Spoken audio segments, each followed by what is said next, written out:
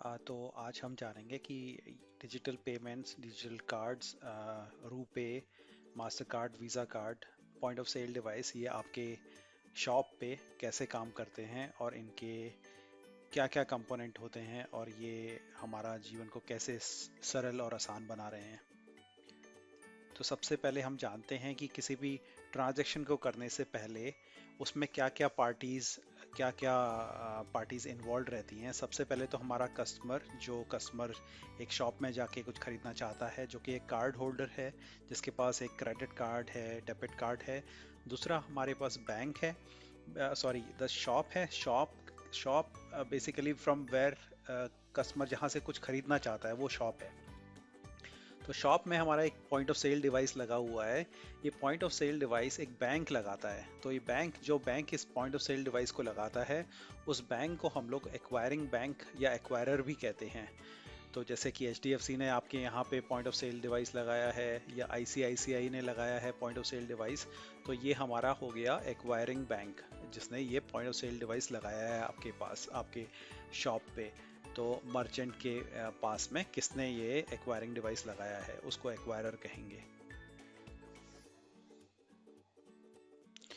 इसके बाद जो इम्पोर्टेंट पार्टी है वो पेमेंट प्रोसेसर है। सो पेमेंट प्रोसेसर क्या है कि हमें एक तरीके से एक तंत्र दे रहे हैं, एक बैकबोन दे रहे हैं जिसकी मदद से हम लोग ये पेमेंट कर सकते हैं। और ये पूरा एक नेटवर्क इनके पास होता है, तो इस नेटवर्क के लिए ये फीस भी चार्ज करते हैं। इसमें आमतया हम लोग मास्टर कार्ड और वीज़ा कार्ड देखते हैं और अभी रिसेंटली रुपे। तो लास्ट पार्ट ये इशूइंग बैंक। सो इशूइंग बैंक क्या हुआ, जिस बैंक ने आपको क्रेडिट कार्ड, ग्राहक को, कस्टमर को जिसने क्रेडिट कार्ड इशू किया है, सिंपल, तो वो इशूइंग बैंक हो गया।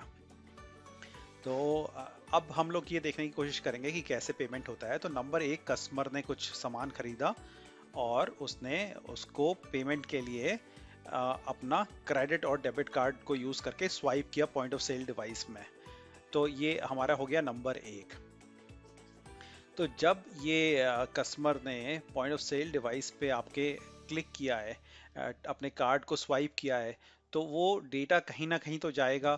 तो वो डेटा कहाँ जाएगा? वो डेटा जाएगा आपके पॉइंट ऑफ सेल डिवाइस को किसने लगाया है? वो एक्वायरिंग बैंक ने लगाया है। तो नंबर दो पे क्या होगा कि वो डेटा उठ के वो इनक्रिप्टेड डेटा रहेगा, सिक्योर सेफ डेटा रहेगा, जो कि आपका एक्वायरिंग बैंक के सिस्टम पे जाएगा ऑथराइजेशन के लिए कि ये सही ग्राहक है, ये कार्ड सही है, इसके डिटेल सही हैं। उसके ऑथराइजेशन के लिए वो आपके एक्वायरिंग बैंक के पास जाएगा।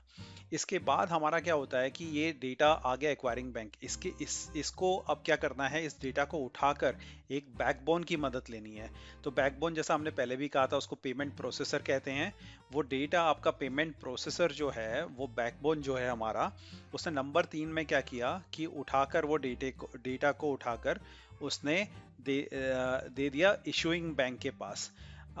तो ये इशूइंग बैंक के पास डेटा भेजने का क्या रीज़न है? इसके पास डेटा भेजने का ये रीज़न है कि इशूइंग बैंक को इस डेटा को आपके वेरीफाई करना पड़ेगा।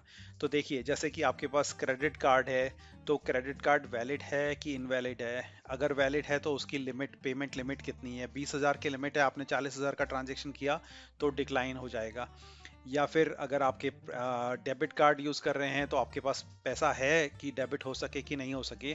तो ये सारा का सारा, इसको हम ऑथराइजेशन कहते हैं। और ऑथेंटिकेशन मतलब कि कार्ड ऑथेंटिक है कि नहीं। तो ऑथेंटिकेशन और ऑथराइजेशन दो प्रोटोकॉल्स होते हैं जो कि यहाँ पे हमारा चेक हो रहे हैं, इशूइंग बैंक के द्वारा चेक हो रहे हैं, क्योंकि इशूइंग बैंक ने ही ये कार्ड को आपको इशू किया है।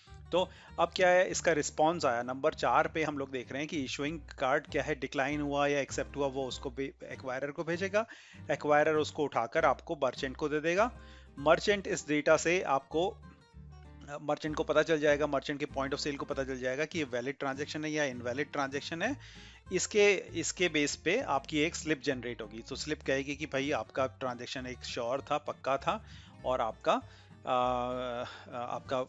पेमेंट कंप्लीट हो जाएगा। नंबर 6 में कंसोलिडेशन कहते हैं। नंबर 6 को हम लोग कंसोलिडेशन कहते हैं। तो मर्चेंट क्या करता है कि जितने भी उसके ट्रांजैक्शन हुए हैं पूरे दिन में, उसको कंसोलिडेट करने की कोशिश करेगा, जिससे कि उसका पैसा उसके अकाउंट में आ सके। तो उसको हम लोग कंसोलिडेशन का प्रोसेस कहते हैं, जो कि नंबर 6 पे है। अब हम लोग ये देखने की कोशिश करेंगे कि ये सारे काम फ्री में तो नहीं हो रहे हैं, इसमें कई तरीके की फीस लगी होंगी। तो क्या फीस हो सकती है जो इसमें लगी होंगी? तो उन सारी फीस के बारे में अभी हम लोग थोड़ा सा देखने की कोशिश करेंगे कि कितने तरीके की फीस होती हैं। ये issuing bank, processor, acquiring bank, ये सारा, ये पॉइंट ऑफ सेल जो लगा रहे हैं आपके पास, ये सारा का सारा क्या कुछ फीस ले रहे हैं? अगर फीस ले रहे हैं तो कितना फीस ले रहे हैं? तो देखिए, तो यहाँ पे हम लोग फीस देख रहे हैं कि किस तरीके की फीस आपके ऊपर लेवी हुई है। लेवी का मतलब आपके ऊपर क्या आपको देना पड़ रहा है। तो सबसे पहले इशूइंग बैंक का सबसे मोटा पैसा होता है इसमें, ये लेता है आपसे इंटरचेंज फी, और ये सबसे बड़ी फीस होती है पूरे के पूरे उसमें। कई लोगों को ये भ्रांति रहती है कि शायद वीज़ा सबसे ज़्यादा पैसा ले रहा है या मास्टर कार्ड, लेकिन सबसे ज़्यादा पैसा लेता है आपका HDFC या ICICI, जिसने आपको कार्ड इशू किया हुआ है। ठीक है, और इसकी जो परसेंटेज यहाँ पे लिखी हुई है, आमतौर से ये थोड़ा बहुत इधर उधर हो सकती है, लेकिन इतनी परसेंट आपको 1.8 से लेके जो क्रेडिट कार्ड के लिए है, या फिर 0.3 जो कि डेबिट कार्ड के लिए है, इस तरीके का एक ग्राहक को इतना कट, या फिर एक मर्चेंट जो सेल कर रहा है उसको इतना कट उसमें फीस में देना पड़ता है इनको। ठीक है, तो इशूइंग बैंक का एक कट आया, फिर उसके बाद किसका आएगा कट? ये प्रोसेसर का कट आएगा। प्रोसेसर लेगा अपना 15%, 0.15% से 15 के लिए सॉरी चाहूँगा, 1% तक का ये कट रहेगा इनका। उसके बाद हम लोग ये देखेंगे कि इसके बाद हमारा इन लोगों ने कट लिया, इसको हम लोग स्विचिंग फी भी कहते हैं और प्रोसेसर फी भी कहते हैं इस फीस को जो ये लेते हैं। अभी इसमें जानने वाली बात ये है कि भारत सरकार का जो रुपे है, रुपे की भारत सरकार ऐसा, क्योंकि डोमेस्टिक कार्ड है तो इसमें प्रोसेसिंग फी या स्विचिंग फी को सरकार का ये चाहत है कि इसको ज़ीरो किया जाए, ताकि मर्चेंट के लिए एक ई पेमेंट करना बहुत आसान और बहुत चीप हो जाए। अभी मर्चेंट को क्या है कि कट देना पड़ता है, जो कि हमारा 1 से 3% तक रहता है। ये सारी फीस मिला के जो पूरा का पूरा उसको देना पड़ा, वो 1 से 3% जो देना पड़ा, उसको मैं कट कह रहा हूँ यहाँ पे। तीसरा कंपोनेंट इसमें हो गया एक्वायरर फी। तो एक्वायरर फी हम देख रहे हैं यहाँ पे कि 0.5 से 1% तक का इसको एक्वायर फी को दे रहे हैं। अब इन तीनों फीस को मिलाकर ये मर्चेंट को जो फीस तीनों की तीनों देनी पड़ रही है, यानी ग्राहक ने 100 रुपए दिया तो 3% अगर मर्चेंट को इनको देना पड़ रहा है तो उसको 97 रुपीज मिले।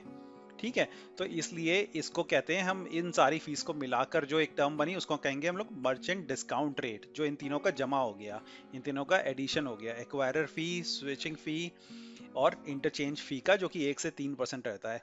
अभी आपने ये नोट किया होगा कि कई बार हमारे दुकानदार कहते हैं कि भैया कैश दे दो तो हम आपका कुछ पैसा कम कर देंगे। तो मर्चेंट लोग इसलिए ऐसा कहते हैं क्योंकि उनको ये सारी फीस नहीं देनी पड़ेगी। अगर आप कार्ड से पे करोगे तो कार्ड की ये फीस उसके कटेगी। 100 रुपया आपने दिया तो आप उसको मिला केवल 97 रुपया।